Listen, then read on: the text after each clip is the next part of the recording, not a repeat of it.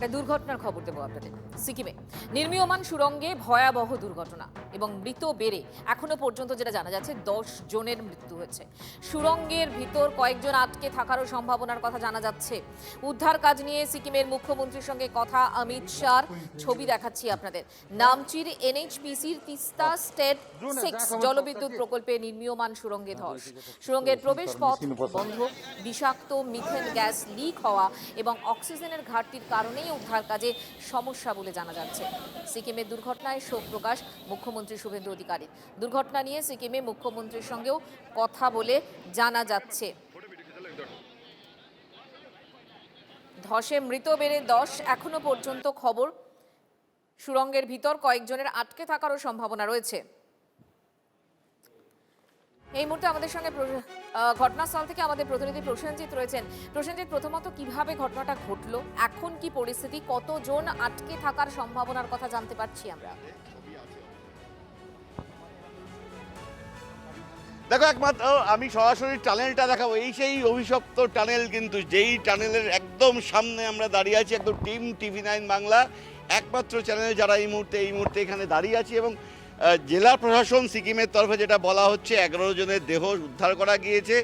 এই মুহূর্তে দুটো টিম কিন্তু টানেলের ভিতর যাচ্ছে। তার কারণ ইতিমধ্যেই যে 27 জন বা 25 জনের কথা বলা হচ্ছিল যারা ভিতরে আটকে আছেন, তাদের কয়েকজনকে অন্তত ট্রেস করা যাচ্ছে, যে কারণে দুটো টিম যাবে। যার একটি টিম হবে মাইন সেফটি টিম, অন্য টিমটি যাবে রেস্কিউ টিম। এনডিআরএফের যারা আছেন তারা এখানে দাঁড়িয়ে আছেন, তারা মাস্ক নিয়ে দাঁড়িয়ে আছেন। আমি একবার দেখাবো, অ্যাম্বুলেন্স দাঁড়িয়ে আছে, এই অ্যাম্বুলেন্স নিয়ে যাওয়া হবে ভিতরে। এবং যদি যারা আছেন যাদেরকে ট্রেস করা যাচ্ছে, তাদেরকে যদি চিহ্নিত করা যায়, তাদেরকে কিন্তু নিয়ে ফিরে আসবে এই অ্যাম্বুলেন্স। এনডিআরএফের টিম হাতে মাস্ক নিয়ে এবং অন্যান্য সরঞ্জাম নিয়ে তারা কিন্তু দাঁড়িয়ে আছেন। ইতিমধ্যেই 11 জনের মৃত্যু হয়েছে তিস্তার যে হাইডেল প্রজেক্ট। তাহলে আমাদের দর্শকদের আরেকবার জানাই, এখনো পর্যন্ত 11 জনের মৃত্যুর কথা জানা যাচ্ছে এবং এদের মধ্যে কতজন বাংলার বাসিন্দা সে সম্পর্কে কি আমরা জানতে পারছি? দেখো, এখনো পর্যন্ত যে 11 জনের মৃত্যু হয়েছে, প্রত্যেকটা 11 জনই কিন্তু বাংলার বাসিন্দা। বাংলার বিভিন্ন প্রান্ত থেকে এসে তারা এখানে মূলত শ্রমিকের কাজ করছিলেন। এখানে খুব কাছেই তিস্তা, এবং তিস্তার এই হাইডেল প্রজেক্ট স্টেজ 6, তার এই টানেলটি নির্মীয়মান টানেল। এই টানেলের ভিতরেই কিন্তু ব্লাস্ট হয়। এবং আমি একবার যদি এইখান থেকে একটু এগিয়ে আসা যায় তাহলে দেখাবো। দীপাঙ্কে বলে একটু এগিয়ে আসতে। প্রচুর অক্সিজেন নিয়ে আসা হয়েছে, যে সিলিন্ডারগুলো নিয়ে কর্মীরা যাবেন। অ্যাম্বুলেন্স দাঁড়িয়ে আছে, আমি একবার এই ছবিটাও দেখাবো, অ্যাম্বুলেন্স দাঁড়িয়ে আছে। এবং এইটা কিন্তু একদম সেই ঘাতক টানেল, একদম গ্রাউন্ড জিরো থেকে ছবিটা আমি দেখাচ্ছি। এই যে সেই টানেল, অভিশপ্ত টানেল, যেই টানেলের ভিতর ইতিমধ্যেই 11 জন বাংলা শ্রমিকের মৃত্যু হয়েছে। এখনও আমরা হালকা গন্ধ পাচ্ছি এবং ভিতরে মিথেন ছিল, যে মিথেন গ্যাস বেরোনোর পরই কিন্তু কার্যত এই শ্বাসকষ্টের জেরে তাদের মৃত্যু হয়, দমবন্ধ অবস্থায় তাদের মৃত্যু হয়। প্রত্যেকেই বাংলার বিভিন্ন প্রান্তের শ্রমিক, অনেকে আছেন উত্তরবঙ্গের শ্রমিক। তবে আরও যে 25-26 জন আছেন বলে বলা হচ্ছিল, তাদের মধ্যে থেকে অন্তত কিন্তু 11 থেকে 12 জনকে ট্রেস করা গিয়েছে, যাদেরকে রেস্কিউ করতে এই মুহূর্তে দুটি টিম যাবে। অ্যাম্বুলেন্স দাঁড়িয়ে আছে, এনডিআরএফ এর টিম দাঁড়িয়ে আছে। 12 জন আটকে আছে বলছো? একদম ভিতরে দেখো, সব মিলে 25 থেকে 30 জনের মতো আটকে থাকার কথা। প্রশাসন বলছে 27 জনের কথা, কিন্তু আপাতত এই টিম যারা রেস্কিউ অপারেশন বা সার্চ অপারেশন করছে, তারা বলছে অন্তত 11 জনের মতো তাদেরকে চিহ্নিত করা গিয়েছে, তারা এই টানেলের ভিতরে কোন কোন জায়গায় আছেন। তাদেরকে উদ্ধার করতে টিম যাবে। আমি একবার কথা বলার চেষ্টা করবো। Sir, sir we are from TV9 live में है सर, थोड़ा पूछ लेते हैं, आप लोगों का टीम तो अभी जाएगा, मतलब सिचुएशन क्या है? सिचुएशन है थोड़ा चैलेंजिंग, क्योंकि वहाँ पे एनवायरमेंटल चैलेंजेस हैं। तो अभी गैस का है, मिथेन का है, कार्बन मोनोऑक्साइड का मेन है। तो देखते हैं अभी क्या होता है। फिर थोड़ा सा ये सब दलदल है, थोड़ा ये सब चैलेंजेस है, उसकी वजह से हमें देखना है कि क्या कर सकते हैं। किसी को ट्रेस किया गया है अंदर? हाँ, अभी हमने 8 और बॉडीज़ को आइडेंटिफाई कर लिए हैं, और फिर अब देखते हैं अभी जाने के बाद, रिस्पांस करने के बाद। Thank you. काम तो सारा रात चलेगा? बिल्कुल चलेगा। एकदम सुनते ही बात छो एनडीआरएफ करता है। सर, आपका नाम क्या है? मैं Manish Ranjan, commandant 2nd NDRF. একদম শুনতেই পাচ্ছ, এনডিআরএফ এর তরফে পদস্থ কর্তারা বলছেন 8 জনের দেহকে শনাক্ত করা গিয়েছে, তবে তারা বেঁচে আছেন কিনা তা এই মুহূর্তে বলা কঠিন। তবে উদ্ধারকারী টিম প্রস্তুত হয়ে গিয়েছে, এই টানেলের ভিতর যাবে। সিকিমের তরফে মুখ্য সচিব তিনি এসে পৌঁছেছেন, মুখ্য সচিবের গাড়ি এসে পৌঁছেছে এবং আরও একবার সেই ঘাতক টানেলকে আমি দেখাবো।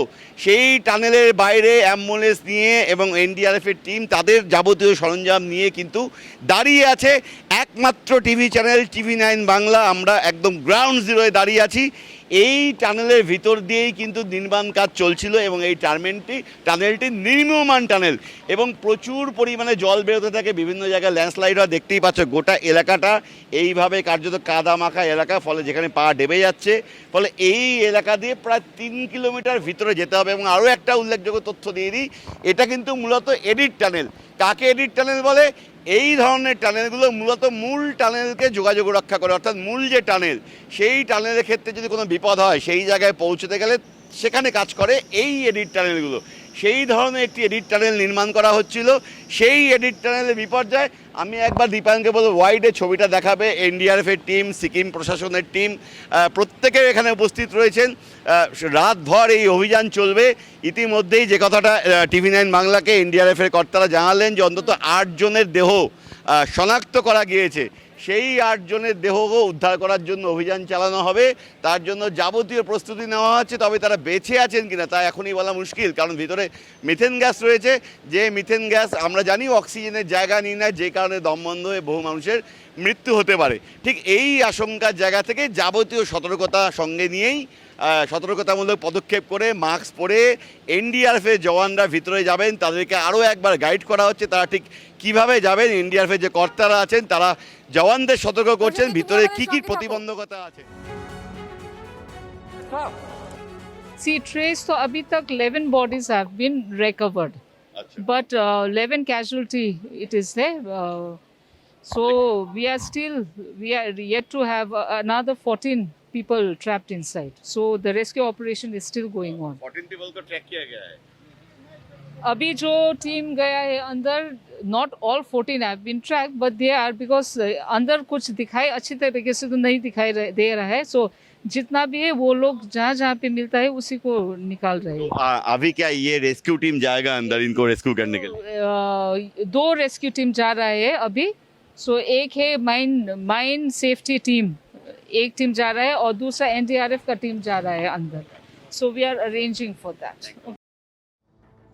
দেখুন যে ছবি আপনাদেরকে আমরা দেখাচ্ছি একেবারে ঘটনাস্থলে TV9 বাংলা, সিকিমের নামচি জেলার এই নির্মীয়মান সুড়ঙ্গ এবং সেখানে সম্ভবত যা খবর পাচ্ছি আমরা 27 জনের মতো শ্রমিক তার ভেতরে কাজ করছিলেন এবং সেখানেই হঠাৎ করে ধস নামে এবং তারপর গ্যাস লিক হয় এবং সেখান থেকেই এখনো পর্যন্ত 11 জনের মৃত্যুর কথা জানা যাচ্ছে, 11 জন শ্রমিকের, যাদের মধ্যে 9 জনই এই বাংলার বলে জানা যাচ্ছে। মৃতদের 9 জনই জলপাইগুড়ির এমনটাই এখনো পর্যন্ত জানা যাচ্ছে এবং মৃত 11 জনই বাংলার শ্রমিক বলে খবর পাচ্ছি আমরা এবং এখনো বেশ কয়েকজনকে আইডেন্টিফাই করা গেছে এবং তারা জীবিত আছেন কিনা সেটা এখনো পর্যন্ত কনফার্ম করা যাচ্ছে না।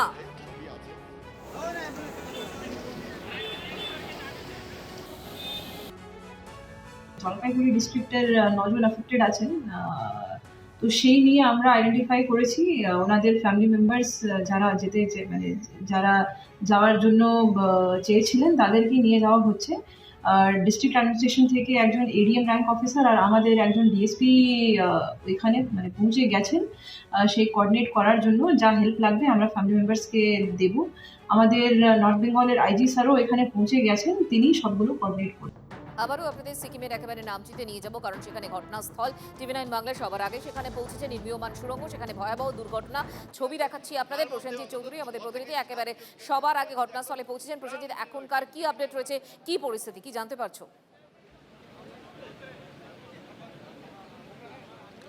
দেখো সরাসরি দেখাচ্ছি সেই অভিশপ্ত টানেল, যে ঘাতক টানেল যেখানে বাংলার 11 জন শ্রমিকের মৃত্যু হয়েছে। এখনও ভিতরে বহু মানুষ আটকে আছেন।